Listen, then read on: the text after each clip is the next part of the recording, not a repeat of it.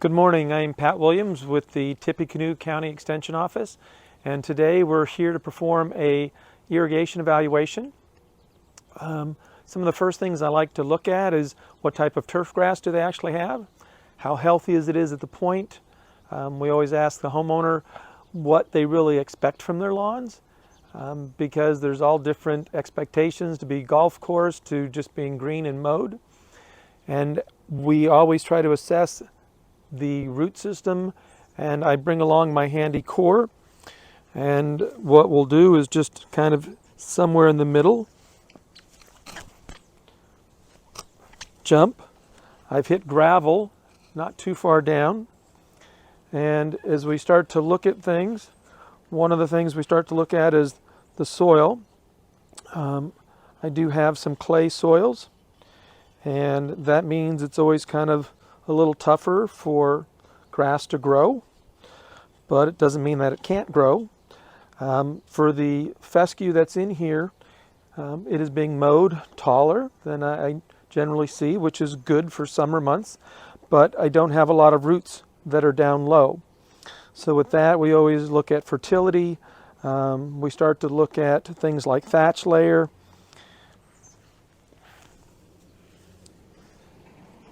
Thatch is a layer of undecomposed material right at the top. And in order to keep your thatch layer under control, we have to have good microorganisms in the soil so that they will decompose that. In talking with the homeowner, they basically want a green lush lawn with no weeds. In conversations, they say they fertilize twice a year, and in the spring they apply what's called a weed and feed product. For the most part, unless your yard is covered in broadleaf weeds, we don't suggest using a weed and feed. We suggest fertilizing and then using a spot treatment with an herbicide. And that way we're not applying herbicide over areas that don't need it, so therefore it's a waste of money, chemicals, and the chemicals can build up resistance and harm microorganisms and things like that. As far as fertilizing a cool season, we tend to, if you're going to fertilize once a year, fertilize in fall, depending on the calendar and moisture. If you have an irrigation system, then the moisture is not so dependent on Mother Nature. And if you're going to fertilize twice, then you can do a spring. One of the things I always say as just a general rule of thumb is I never fertilize in spring until I've mowed 3 weeks in a row for height and I'm well past last frost date. In fall, we want to try to get that fertilizer on somewhere between beginning of September to the middle of September. That way those chemicals have time to react with the lawn and also have the lawn do its natural shutdown for winter. When we start to evaluate the irrigation system, we always need to locate the controller. And most times when we come out, it's on active or run. And right here on the Hunter that we're dealing with today, it has the capabilities for a rain sensor. We will check to actually see if there's a rain sensor on the property. Otherwise, it can be on bypass. What the rain sensor does is if enough rain occurs for the sensor, it will bypass the system and the irrigation system won't come on after a larger rain event. So when we start to look at things, a couple things we want to look at. Each of the zones or stations should be labeled. So with the Hunter, they call it a station. So you will see that at this point. And I think it's probably already running on the other side, but it shows the runtime, and it also says program. So you can have different programs for different areas of the yard or different water needs, such as drip irrigation systems for vegetable gardens or something like that. And so it is running on the other side of the house. That's why the little thing is there. We had put it to manual and then back to run. So we're going to go look at station 1 at this point in time and see what's actually covering. When we get to how long it should run, that really depends on how much water is being put out, depending on the type of the head. Most people will either have a rotor head that puts out a single stream and goes back and forth, or they'll have a type of spray head that will put irrigation out in all different ways. So at this point, station 1 is running. We're going to go to the other side of the house and look at how it's covering. We've turned the system on, and it has rotary heads instead of spray heads. And a rotary head shoots in one direction or 1 degree at a point in time. They are fully adjustable, and I always tell people, look at the type of heads you have. They'll be listed right on the top. These are Rainbirds. And then the easiest way to learn how to adjust them is go to YouTube and type in the type of head, and they will show you just how to adjust them. There's usually a couple different adjustments on these.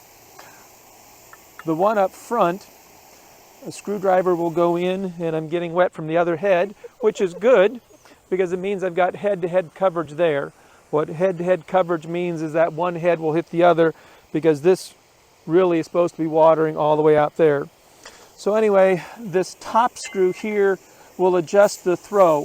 As it goes down, it keeps it from throwing less distance, and it fans out more to give you more of an even coverage.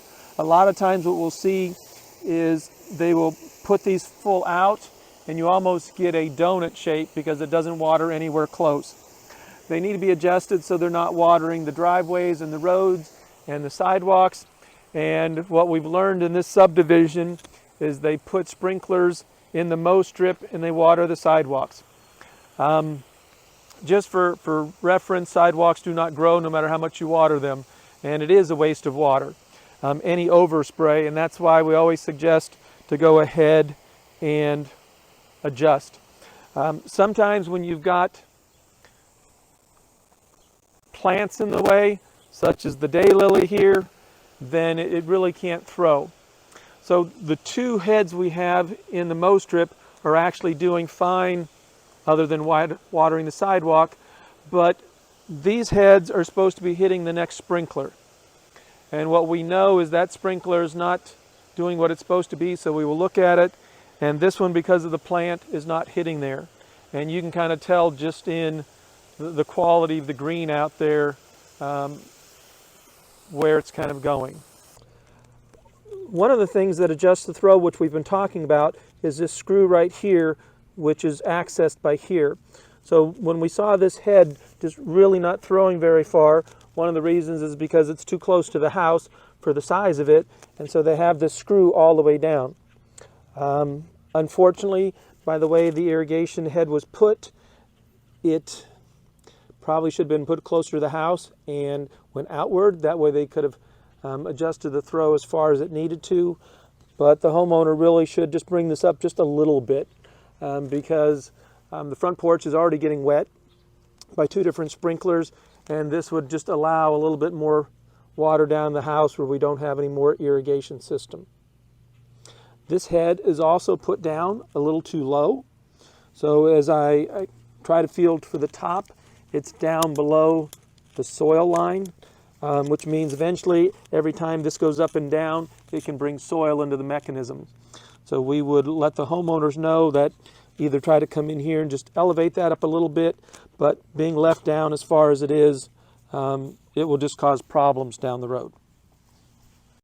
All right, one of the things we tell homeowners, and a lot of times they inherit the system from the people that installed it, is to never have different type of heads on one zone or station. So what we have for the other four heads are what we call a rotary head, and this is what we call an MP rotor. So it puts out multiple streams, and this will have the same output as a spray head. Ultimately, what it means is this one puts out probably about twice the water everywhere is that one over there. The other heads in the yard are rated for 2 gallons per minute, depending on their pattern, but because this one is throwing out constantly. What we've recommended to the homeowner is to just cap this one. You never want to water flower beds and anything else the same amount of time that you water your lawn. The lawn needs more, the roots are shallower, and here we have nothing in the bed except potted plants, which don't need to be watered as many times as they're getting watered. We did ask the homeowner, we're going to talk about lawn audits, with the rotary heads only on for 20 minutes. In a general rule of thumb, after a lawn audit, they mostly will run about 40 to 45 minutes in an average at 3 gallons per minute. These are only 2 gallon per minute heads, and what we've talked to the homeowner is that the irrigation is coming on 6 times a week, 3 times a week, morning and night, and which means all this rock in these container plants are getting way too much water. So in order to cap this one, just dig it out so you can see it, turn the system off, of course, unscrew the head and put on a threaded cap, and that will solve all this problem here. When we look at a system, we always say, you know, general rule of thumb is 1 inch of water a week, but how does that get on there? And what we do is what we call a lawn audit.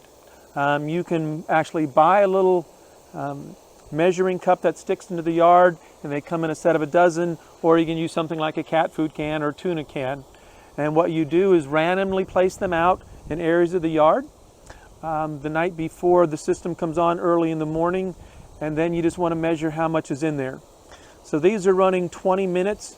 We would measure how much water is in the can and then know if we're going to put an inch down. One of the things that dictates whether we can put an inch down at once is the slope and when the water starts to move. We do have a heavier clay soil in here, which means I may not be able to water it all 45 minutes depending on what I need. We will recommend to the homeowners to do the lawn audit and then check back with them to see how much water is putting out for one cycle. All right, we're going to test the second zone. And in order to do that, it's on run. So basically I want to turn this to manual. Once it shows station 1, I'm going to come over here to the arrow. I'm going to push that once. It's going to go to station 2. I see that station 2 is running for 20 minutes as well. I'm going to go from manual to run, and because we're standing in zone 2, we're going to make sure we don't get wet. And all right, so zone 2 has come on. We have spray heads, and quickly we'll see that some of the spray heads have been put down a little too deep. This one here does not pop up high enough above the turf grass to water the turf grass. And what I would say that at that point in time, to either lift the head up or to replace it with a larger riser. With the system being on right now, I'm not going to get totally wet, but as I go back in real quick, it always helps to have a bucket. All right, so that head is too low. It's on a 4-inch riser, which for a spray head is about as big as you need. So I will let the homeowner know that it needs to rise up a little bit. And if they did that, then these dead spots in here would not be dead. As we come around to the side of the yard here, they do make spray patterns that are fully adjustable, and we will look at these once I get out of the water. But the whole thing is this one is only throwing a 1/4 head. It is an adjustable head. I'm going to move their planter here. At some point in time, this was hitting the trim here because all the paint's gone, but it gets adjusted underneath. And you can see there, you can dictate the throw. I'm going to turn this head slightly.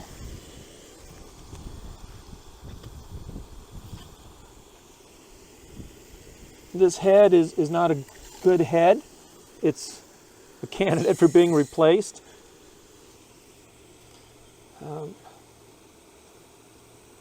But we can adjust that throw. When we went ahead and tried to rotate it just a little bit, it is definitely a candidate for being replaced.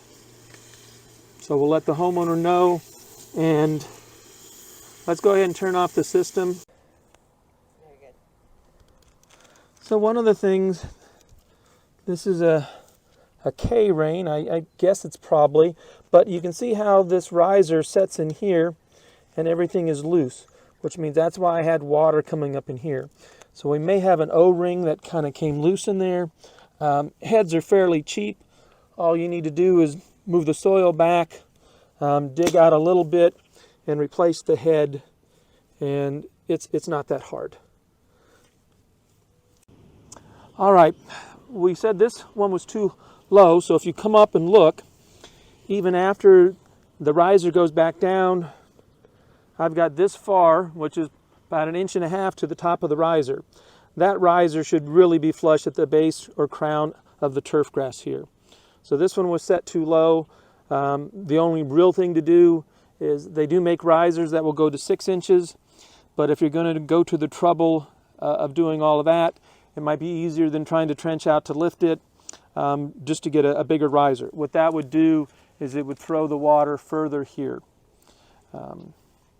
Now, the MP rotor we had on the other side of the house can be adjusted to throw further. So I might suggest, depending on what the homeowner would like to do, is to convert all of these heads over, and you don't even have to buy new heads, just new tops for them, and that can be done for about $3 or $4 per head in here. But that definitely needs to come up, because otherwise it's not doing the intended purpose. So one of the things we find is, like over here, the designers design these little strips of lawn that have to be irrigated. We're still watering the sidewalk on this time, and they have placed this head here right on the corner of the driveway, which means probably at least once a week somebody backs out or pulls into this and this head is broken. What's happening is we're losing an awful lot of water and water pressure. Losing water pressure means that I don't throw as far as I can. So we will let the homeowners know that this one needs to get replaced, because we're sending an awful lot of water down the storm drain, which is probably running into the lake. And if there's chemicals on the lawn, then the chemicals are ending up in the lake. These heads here are okay. This one might be a little clogged because it's not quite throwing the full. We've got a gap right here, which usually means we just have a little piece of debris. I keep my knife on me just for those cases, and just kind of wipe in and clean that out. And now I'm doing a little bit better, still a little blockage. These will come off, and they have a little filter in there, and you can clean those. All right, as we can see out in the lawn, we've got one that's very low once again.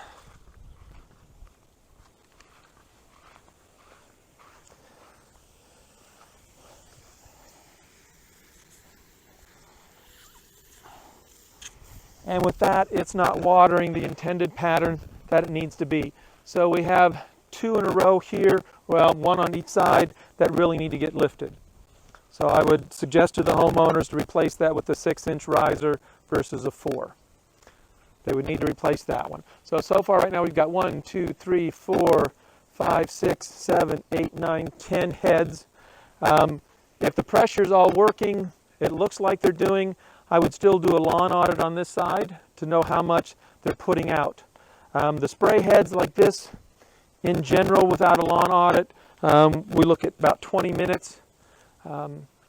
Outside of the places where we're not hitting because of the patterns, the lawn appears to be green, and the homeowners are happy with that. All right. All right, so we've looked at zone 2. We have probably 3 heads that need to be replaced. And we're going to go ahead and turn off the system and talk about a couple other things here. As we look at this, and one of the problems is irrigation systems come on in the morning when the water pressure is better. So most homeowners never even see their system coming on. They see the sidewalk wet in this case, but they don't know how things are going. The amount of water that's being wasted or inefficiently applied is pretty good with this second station.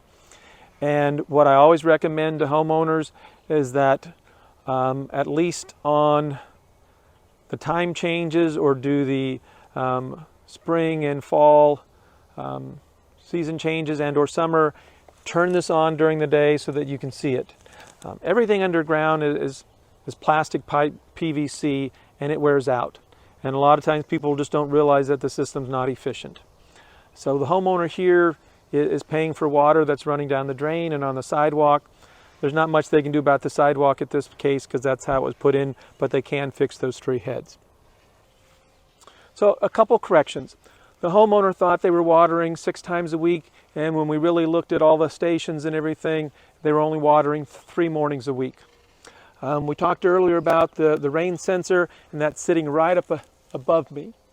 And so what happens in there, in most rain sensors, they have cork discs, and there's a setting on there. So it's like if I want 1 inch of water a week, I put my setting up there, and when it rains, the rain goes in, the cork absorbs all that moisture, and it adds weight, and it turns off the spring. If you ever really want to know if that is working, I would tell the homeowners to get up there with a glass of water and pour it down the middle until they figure it's fully saturated, and see if the system comes on the next day. Most of the time what happens with heat and humidity, most of these only last probably about a couple years, and then they're not really efficient. The better thing to do with the smart irrigation now is to have soil moisture sensors which go into the ground, and they're only dictating by what's in the ground. All right, everything that we're going to talk about now goes off of the lawn audit.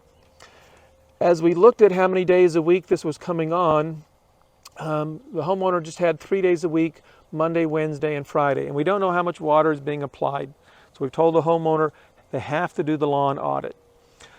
When we apply water very frequently, as when we took the first core, our roots are only about this deep, and we want our roots about 4 inches. So what I'm going to suggest to the homeowner, instead of watering 3 times a week, we don't want to go down to 1 time a week because it may not be enough because we don't know how much is being applied with the lawn audit. So we're going to suggest that they water 2 consecutive days. And what that does is the first day the water will go down maybe a couple inches. The second day in a row it pushes the water further down. When you're watering more frequently and lower time, the roots never develop any depth. And then when it gets really hot, so my lawn wilts in the middle of the afternoon, so I need to water more. But the problem is you're not watering deep enough. So we're going to go from a Monday, Wednesday, Friday, and because we've already watered today, we're going to go ahead with a Monday and Tuesday of next week. We will let the homeowner know if they start to see anything different in quality before they do the lawn audit to bump back another day, but this is how we have to start. So in wrapping up today, a couple things. New homes, the controller will generally have the instructions. If not, you would look up the Hunter Pro C on YouTube or even go online and be able to download the instructions. This is supposed to be a convenience and it's supposed to work right, but if you don't understand it and you can't understand it by after reading it, that's when you can go ahead and call the extension office. We're always happy to come out and assist. Our main goal is water conservation and happy homeowners.